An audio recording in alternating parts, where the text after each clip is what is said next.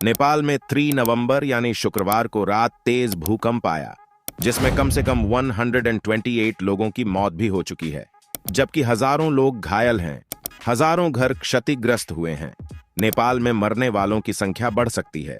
भूकंप के झटके पूरे उत्तर भारत से लेकर राजधानी दिल्ली एनसीआर तक महसूस किए गए हैं। रिपोर्ट्स यह भी बताती हैं, शुक्रवार रात भूकंप के बाद से लगातार राहत और बचाव कार्य शुरू किया गया। इमारतों के मलबे में कई लोगों के दबे होने की आशंका है, जिसे हटाने का काम चल रहा है। कई घायलों को निकालकर अस्पताल पहुंचाया गया है, जिनकी हालत अभी भी काफी गंभीर बताई जा रही है। इस वीडियो में मैं आपको 10 पॉइंट्स बताऊंगा। 1. कि नेपाल में भूकंप में किस कदर तबाही मचाई है। शुक्रवार रात को जो भूकंप आया था, उसकी तीव्रता 6.4 थी। इसकी वजह से कर्णाली प्रांत के जाजरकोट, रुकुम पश्चिम, सल्यान और अन्य जिलों में जान माल का भारी नुकसान हुआ है। भूकंप में कम से कम 72 लोगों की मौत हो गई, 1000 से ज्यादा लोग घायल हुए और करोड़ों की संपत्ति का नुकसान हुआ है। 2. प्रधानमंत्री पुष्प कमल दहल प्रचंड भूकंप प्रभावित क्षेत्र का दौरा कर रहे हैं। घायलों का इलाज आसपास के विभिन्न अस्पतालों में जारी है।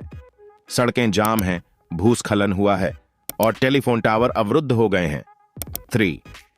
जजरकोट जिले में नलगढ़ नगर पालिका की उप प्रमुख सरिता सिंह की भी भूकंप में मौत हो गई।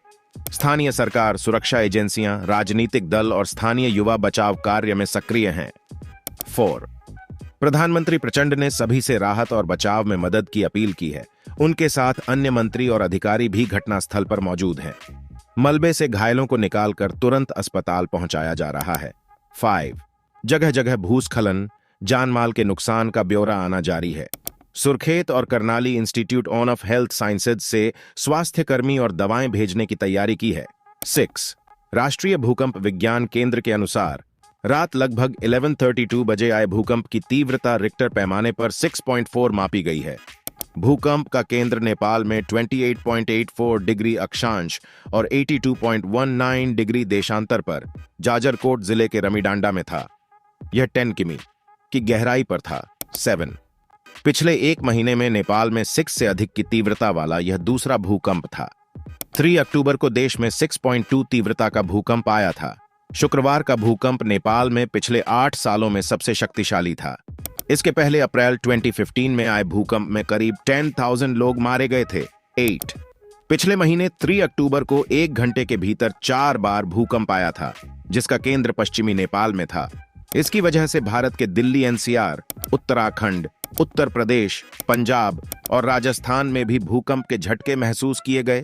नेपाल में दहशत में घरों और दफ्तरों से निकले लोगों ने करीब 30 सेकंड तक झटके महसूस करने की बात कही थी। 9. उस समय रॉयटर्स की एक रिपोर्ट में कहा गया था कि 17 लोग घायल हुए थे और कुछ घर क्षतिग्रस्त हो गए थे। रिपोर्ट में कहा गया कि इससे भूस्खलन भी हुआ, जिससे राजमार्ग अवरुद्ध हो गया था। 10. विशेषज्ञों की माने तो पिछले 1 साल में भूकंप के झटकों में बड़े पैमाने पर बढ़ोतरी हुई है। कई भूगर्भ वैज्ञानिक आशंका जता चुके हैं कि भूकंप के छोटे छोटे झटके किसी बड़े भूकंप का संकेत भी हो सकते हैं।